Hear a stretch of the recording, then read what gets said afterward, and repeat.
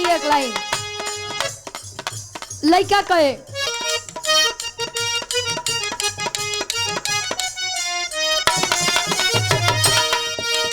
आइल बड़ू होटल खोला तनी बोतल मुंह से लगल गोरिया आइल बड़ू होटल खोला तनी बोतल मुंह से लगल गोरिया यो आइल बड़ू होटल खोला तनी बोतल मुंह से लगल गोरिया हां आइल बड़ू होटल खोला तनी बोतल मुंह से लगल गोरिया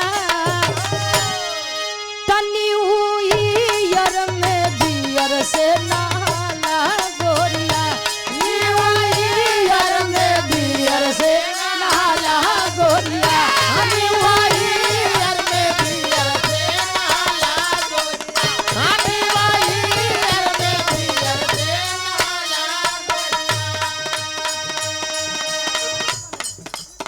कहे आइल बड़ू होटल बोला तनी बोतल मुंह से लगा गोरिया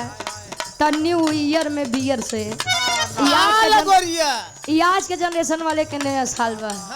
पहले के नया साल आवे तो लड़का छोटे के रहे तले नींद नहीं खुले तब ले भैया दीदी बहनी हैप्पी न्यू ईयर नया साल मुबारक हो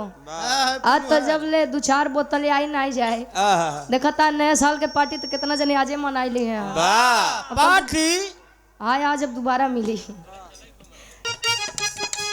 आइल बड़ू होटल खोला तनी बोतल मुंह से लगल गोरिया आइल बड़ू होटल खोला तनी बोतल मुंह से लगल गोरिया आइल बड़ू होटल खोला तनी बोतल मुंह से लगल गोरिया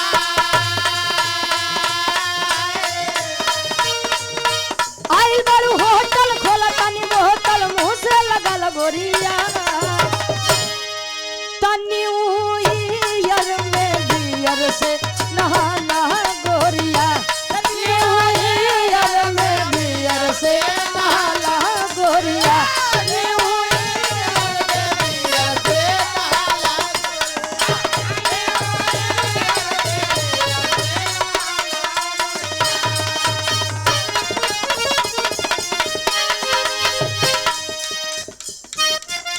क्या बात है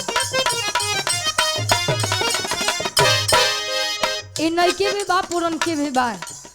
पुरान गीत रहे आज के गवैया एक नया में ढाल दे कहे लाल लाल होठवा से लाल लाल होठवा से चुए लाल लैया हो की रस चुए ला अरे यार बड़ा बढ़िया ब्रेक मारा थे लाल लाल होठवा से लाल लाल होठवा से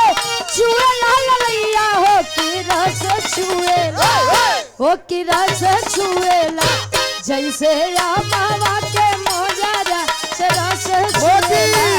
हो की रस छुएला जैसे मावा के मोजारा से रस छुएला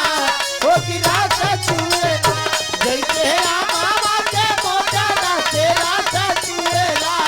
हो की रस छुएला लड़का कहे प्यार वाली बोती आजे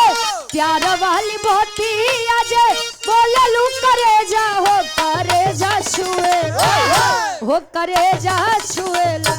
तो हर मीठी मीठी बोलिया करे जा छुएला हो करे जा छुएला तो हर मीठी मीठी बोलिया करे जा छुएला हो करे जा छुएला तो हर मीठी मीठी बोलिया करे जा छुएला हो